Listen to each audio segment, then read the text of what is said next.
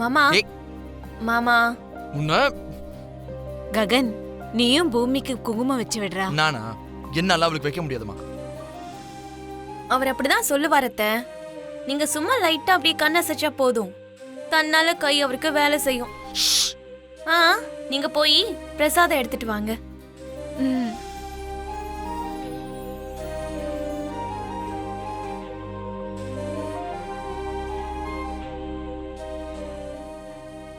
அத்தை வெளியில போயிட்டாங்க.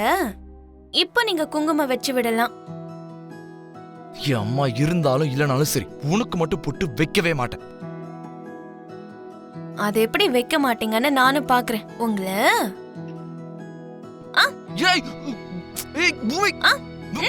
சும்மா மாமா. பூமி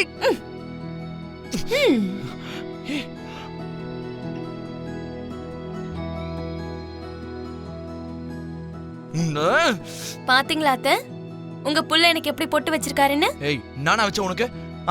அம்மா, நான் இவளுக்கு குங்குமம் வைக்கலாமா? சரி பெட்ரா, நல்லாவே தெரியுது உங்க திருட்டுத்தனமான அன்பு.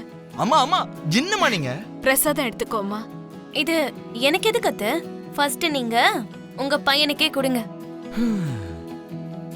இந்தாடா.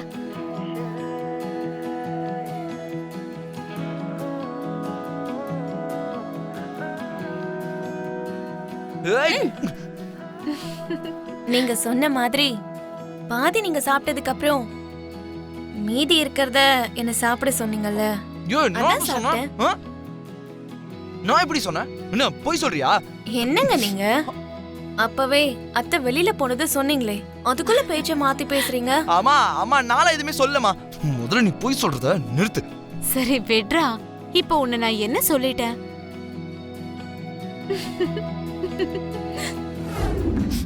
ஏய், ஒரு நிமிஷம் இருங்க. மாவள இரு.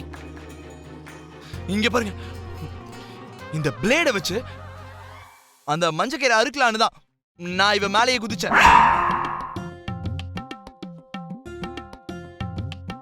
அதுக்குள்ள இவ்ளோ பெரிய டிராமா பண்ணிட்டா. அம்மா, நான் சொல்றத நம்புங்கம்மா.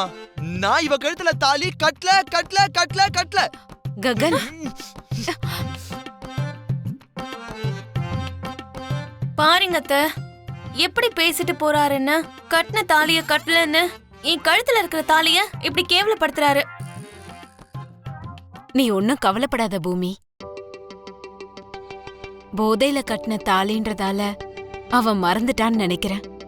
நாளைக்கு சாமி சன்னதியில அவன் கையாலேயே உனக்கு தாலி கட்ட சொல்லி சொல்றேம்மா. அதுக்கப்புறம் நான் தாலி கட்டல அப்படின்னு அவன் சொல்லவே முடியாதபடி நான் பண்றேன். நிஜமாவா அத்தை? ஆமா பூமி. தேங்க்யூ அத்தை, தேங்க்யூ சோ மச். வணக்கம்யா. வணக்கம் புரோகிதரே. வணக்கம் புரோகிதரே. மன்னிச்சிடுங்க, அம்பாளுக்கு முன்னாடி விளக்கேத்தி வைக்கிற நிகழ்வை எப்பவும் போல நீங்க பண்ணாம ககனோட அம்மாவான சாரதாமா கையால பண்ணணும்னு கோயில் கமிட்டி முடிவு பண்ணிருக்கீங்க ஐயா.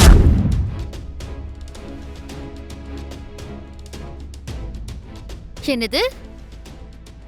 யார கேட்டு கமிட்டியில இப்படி ஒரு முடிவெடுத்தாங்க?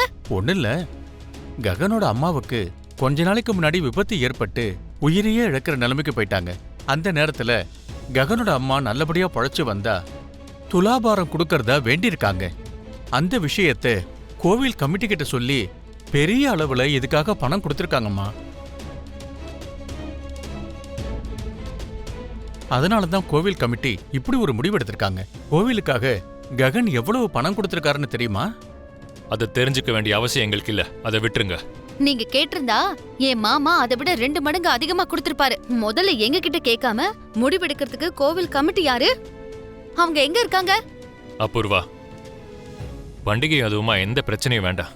அம்மனுக்கு முன்னாடி சண்டை சச்சரவை விட பக்தி தான் முக்கியம்.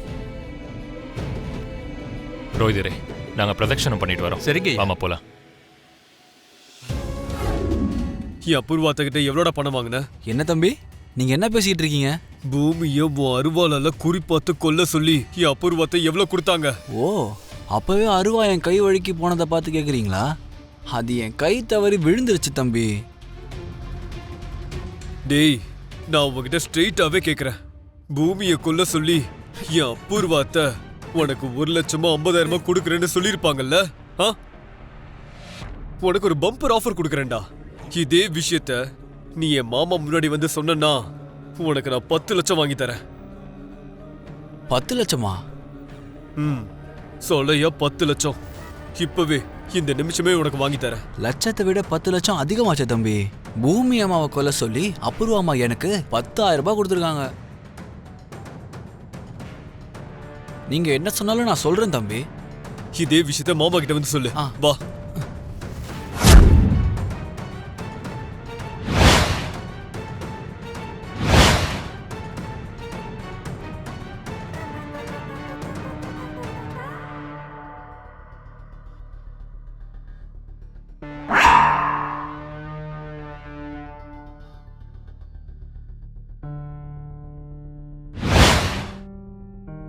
என்ன சரி?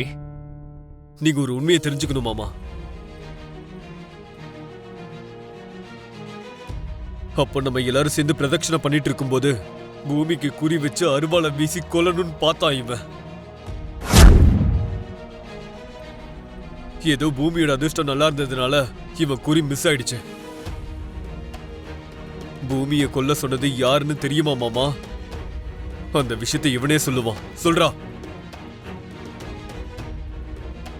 அது நான் இந்த கோவில்ல இளநீர் வியாபாரம் பண்றேங்க. கொஞ்ச நேரத்துக்கு முன்னாடி ஒரு பொண்ணு மேல நான் அருவாள் வீசினது நிஜம்தாங்க.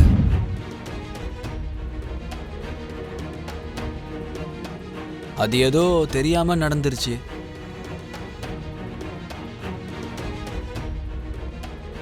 இந்த தம்பி அந்த அருவாளை மேடம் சொல்லிதான் நான் வீசினேன்னு நீ சொன்னா 10 லட்ச ரூபாய் வாங்கி தரேன்னு சொன்னார் சார்.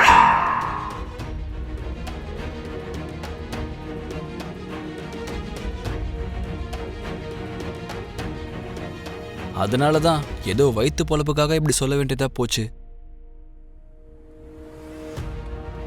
இல்ல மாமா, நான் அப்படி சொல்லல. டேய், ஏண்டா எதுக்காக போய் சொல்ற? உண்மையை சொல்லு. ஐயோ, என்ன சரி இதெல்லாம்?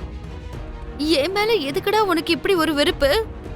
மாமா, இல்ல மாமா, இவன் உங்ககிட்ட போய் சொல்றா மாமா. கொஞ்ச நேரம் முன்னாடி இவன் பூமி மேல கத்தி வீசதை என் கண்ணால பார்த்தேன் மாமா.